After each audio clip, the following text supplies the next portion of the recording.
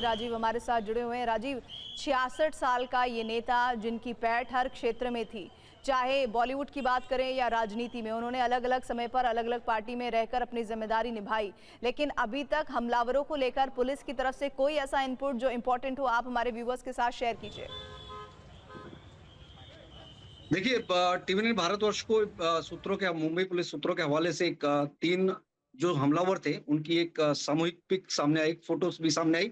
हम अपने दर्शकों को फोटो भी दिखा सकते हैं, जिसमें से 2 संदिग्ध जो हैं उनको हिरासत में लिया गया है। एक आरोपी जो है वो भागने में कामयाब हो गया है। तस्वीर आपको दिखाना चाह रही हूँ, अभी जिस तस्वीर का जिक्र राजीव कर रहे हैं वो तस्वीर मैं आपको दिखाना चाहती हूँ। इस तस्वीर को लेकर जानकारी जो मिल रही है वो ये कि बाबा सिद्दीकी को गोली मारे जाने के बाद ये तस्वीर सामने आई है। ये तस्वीर कहा जा रहा है कि उन हमलावरों की है जिन्होंने इस घटनाक्रम को, इस हत्याकांड को अंजाम दिया है। ये गिरफ्तार किए कर लिए गए हैं और जैसा कि अभी ये मुख्यमंत्री एकनाथ शिंदे कह रहे थे कि उनकी जल्द गिरफ्तारी होगी, गिरफ्तार कर लिए गए हैं, हिरासत में लिया गया था और अब इस पूरे मामले में क्राइम ब्रांच को हत्याकांड की जांच सौंपी गई है। एकनाथ शिंदे ने इस बात का जिक्र किया है। एक शूटर हरियाणा का है, एक यूपी का रहने वाला है। एकनाथ शिंदे ने इस बात का जिक्र किया था, लेकिन 3 लोग इस तस्वीर में दिख रहे हैं। राजीव, अगर आप हमारे साथ हैं तो ये बताइए कि एक हरियाणा का है, एक उत्तर प्रदेश का है, लेकिन इस तस्वीर में 3 लोग हैं। देखिए, हमलावर 3 थे, ये कंफर्म है, इस बात की पुष्टि मुंबई पुलिस ने की है। लेकिन सवाल यह है कि एक हमलावर घटना के बाद फरार हो गया, चूंकि अफरा तफरी का माहौल पैदा हो गया था, जिसके बाद में एक हमलावर वहां से भीड़ में भागने में कामयाब रहा। 2 लोगों को हिरासत में लिया गया, कागजी भी कार्रवाई चल रही है, ज्वाइंट इंट्रोगेशन चल रहा है। क्राइम ब्रांच को पूरा मामला, जैसा कि खुद मुख्यमंत्री ने बताया, हैंडओवर कर दिया गया है। इन्वेस्टिगेशन में रिवील होगा हत्याकांड के पीछे वजह क्या है। लेकिन बड़ी जानकारी दे दूं कि जो तस्वीरें हमारे पास में है, ये एक सूत्रों के हवाले से, सोर्सेस के हवाले से ये फोटो मिली है, जिसमें ये बताया गया है कि ये वो 3 लोगों की फोटो है जो कि इस हत्याकांड में शामिल थे, जिसमें से 2 लोगों को हिरासत में लिया गया है। सबसे महत्वपूर्ण बात यह है कि बहुत साफ नहीं है। क्या ये तस्वीर ऐसी है? राजीव, मैं इंटरवीन कर रही हूं आपको। ये तस्वीर बहुत साफ नहीं है, इनमें इन तीनों के चेहरे बहुत साफ नहीं दिख रहे हैं। ये ऑथेंटिक सोर्स से आई हुई तस्वीर है? क्या हम इन्हें कह सकते हैं कि बाबा सिद्दीकी के हत्यारे हैं जिन्होंने गोलियां चलाई हैं?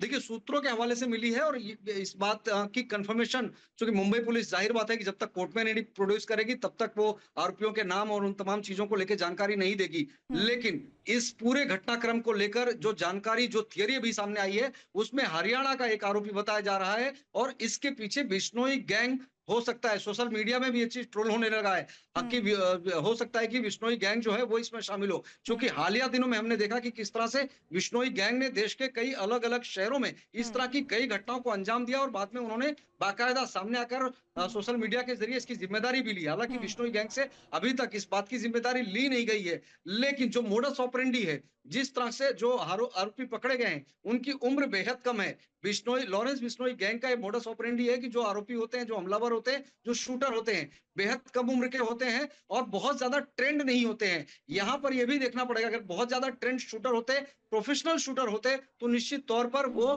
फायरिंग की घटना को कैसे अंजाम देना, कैसे भागना, शायद वो इसका रास्ता पहले बनाते। इन्होंने घटना को अंजाम जरूर दिया, लेकिन उसके बाद वहां से भागने में नाकाम रहे। 2 लोगों के हाथ में चढ़ गए, लोगों ने इनकी पिटाई भी की और उसके बाद में मुंबई पुलिस पहुंची, उनको हैंडओवर कर दिया। एक हमलावर वहां से भागने में फरार हो गया।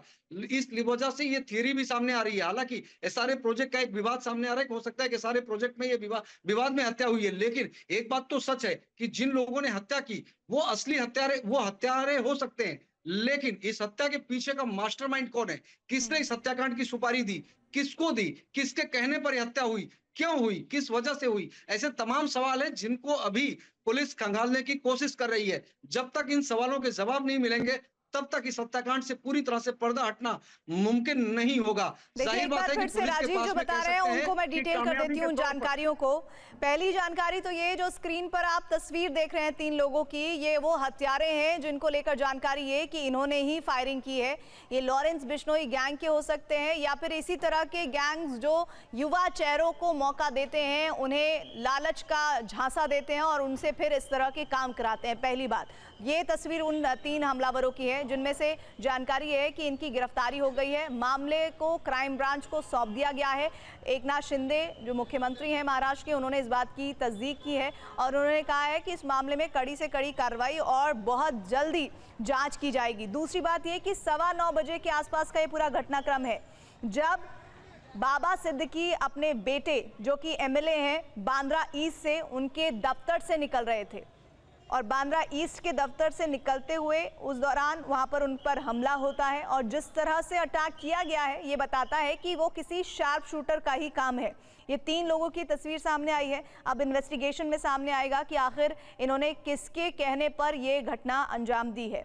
फिर जैसे ही उन पर हमला होता है उन्हें लीलावती अस्पताल पहुंचाया जाता है, जहां पर कुछ ही मिनटों के बाद ये खबर आती है कि बाबा सिद्दीकी अब इस दुनिया में नहीं रहे।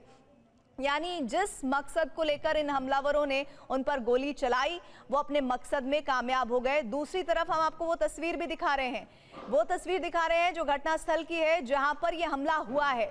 2 आरोपी गिरफ्तार हुए हैं और अब सबसे बड़ी बात यह है कि इनसे जो इनपुट्स मिलेंगे, इन हथियारों से जो जानकारी मिलेगी उसके आधार पर पता चलेगा कि आखिर कौन वो चेहरे हैं जिन्होंने बाबा सिद्दीकी का मर्डर करवाया है।